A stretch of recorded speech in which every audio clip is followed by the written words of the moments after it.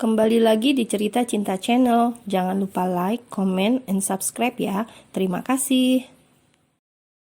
Aku bukan supir kalian. Beraninya kalian berdua duduk di belakang semua.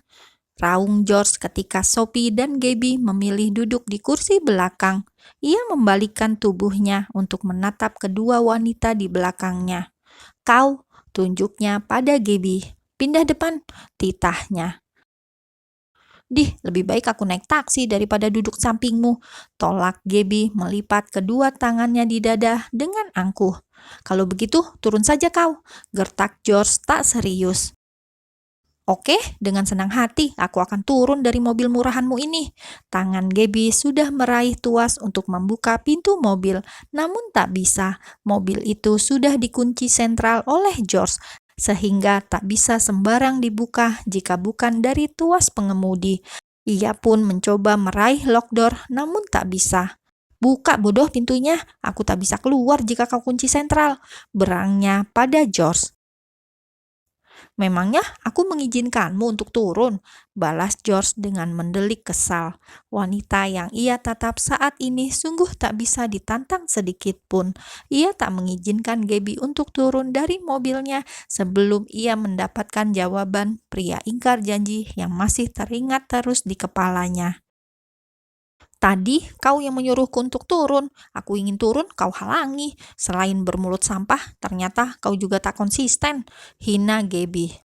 Pantas saja kau melupakan janji itu, gumamnya pelan. Apa? Kau mengatakan apa barusan? Jangan berisik jika berbicara, ujar George yang sedikit mendengar kata janji, namun tak terlalu jelas. Diam, kau bisa diam tidak? Dan cepat jalankan mobilnya, titah Gabby yang sudah tak sabar. Dan kau, Sophie, pindah depan, temani pria bermulut sampah itu. Ia melipat kedua tangannya, menyandarkan kepalanya, memakai kembali earphone-nya, lalu memejamkan matanya, mengacuhkan George yang tak terima dengan keputusannya. Wanita angkuh, bagaimana aku bisa bertanya dengannya jika seangkuh itu sifatnya? George hanya bisa bergumam dalam hatinya.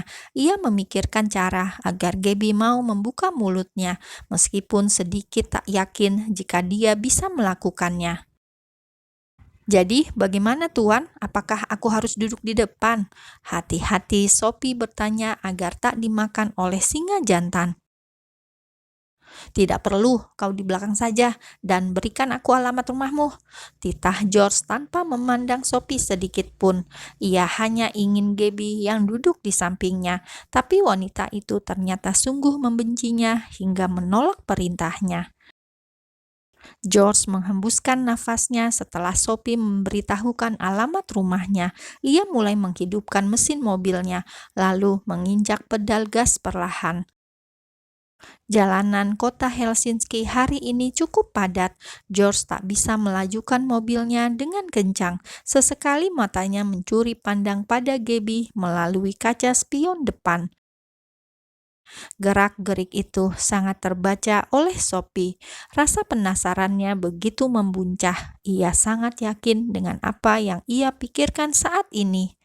Tuan, jika aku tak salah, sepertinya kau memiliki perasaan dengan Nona Gabby, celetuknya. Mulutnya sungguh-sungguh tak bisa dikontrol jika sudah terlalu penasaran.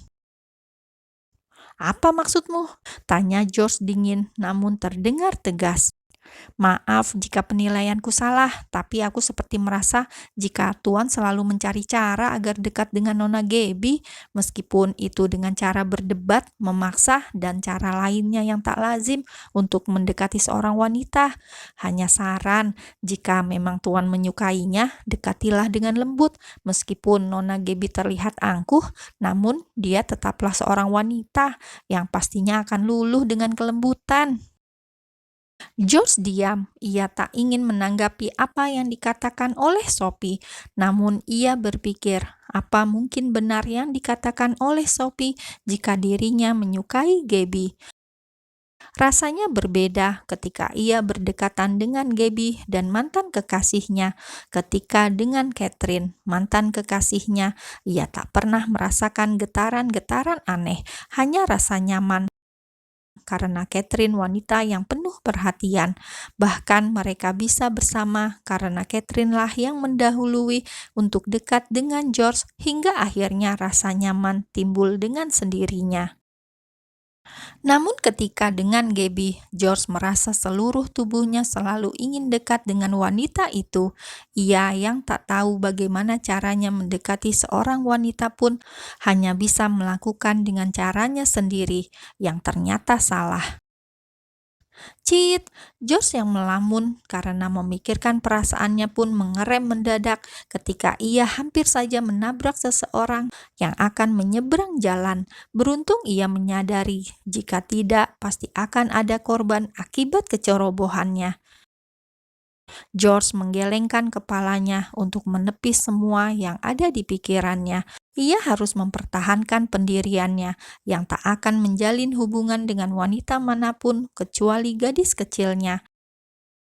Mobil melaju lagi hingga suara wanita yang terdengar sangat kaku memberitahukan bahwa telah sampai pada lokasi tujuan. Ya, itu adalah suara dari teknologi penunjuk arah yang ada di mobil George.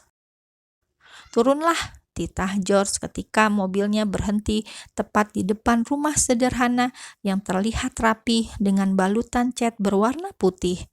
Terima kasih Tuan sudah mengantarkan aku, ujar Sophie tulus. George hanya menjawab dengan anggukan kepala saja. Sophie segera membuka pintu mobil setelah George membuka central lock-nya. Ia langsung keluar dan menutup kembali pintunya dengan hati-hati. Sebelum melajukan mobilnya, George melirik sekilas ke arah Gabby lagi. Gabby masih dengan posisinya berpura-pura tidur. Sudah kukatakan, jangan memandangku lebih dari 3 detik, ujar Gabby yang melihat dari balik kacamata hitamnya jika dirinya tengah diperhatikan oleh George. George tak menanggapi, ia memilih memalingkan wajahnya menatap ke arah depan, meskipun mulutnya sangat ingin berdebat dengan Gabby, namun ia urungkan ketika mengingat ucapan Sophie. George menghela nafasnya. Ia melajukan kembali mobilnya menuju apartemen Gabby. Ia masih bingung bagaimana caranya bertanya lembut dengan Gabby agar wanita itu mau memberitahukan sesuatu yang mungkin dia tak tahu. Pria ingkar janji. George berdehem. Boleh aku bertanya? Tanyanya. Kali ini ia bertanya dengan intonasi yang pelan. Gabby mengernyit heran dengan perubahan George yang mendadak berbicara tanpa nada ketus dan dingin. Apa? Namun bukan Gabby namanya jika tak membalas orang yang ia benci dengan ketus. George berpikir sejenak untuk merangkai kata-kata. Apa kau mengenalku sebelumnya? Tanyanya. Gabby menatap George dari balik kacamatanya, yang hanya terlihat tubuh sampingnya saja. Apa dia sudah mengingatku? Apa gunanya juga dia mengingatku sekarang? Semuanya percuma, rasa untuknya sudah kukubur dalam-dalam. Kurasa aku tak perlu menjawab pertanyaanmu itu, kau seharusnya tahu sendiri jawabannya, balas Gabby tak mengenakan. Sabar. George bingung ingin bertanya bagaimana lagi dengan Gabby. Ia memilih diam. Sepertinya percuma ia mengulik Gabby pun tetap tak akan memberitahu dengan mudah. Tolong ke drive-thru makanan cepat saji di depan. Aku ingin membeli makanan, pinta Gabby. Mulut George terkatup tak membantah sedikit pun. Ia menurut saja dengan perintah Gabby. Gabby pun memesan makanan melalui intercom yang disediakan oleh pihak restoran itu. Kau mau pesan apa? Tanya Gabby. Ia masih memiliki sedikit rasa sopan untuk berbahasa basi menawari makanan. Ya, hitung-hitung sebagai ucapan terima kasih telah mengantar. Terserah kau.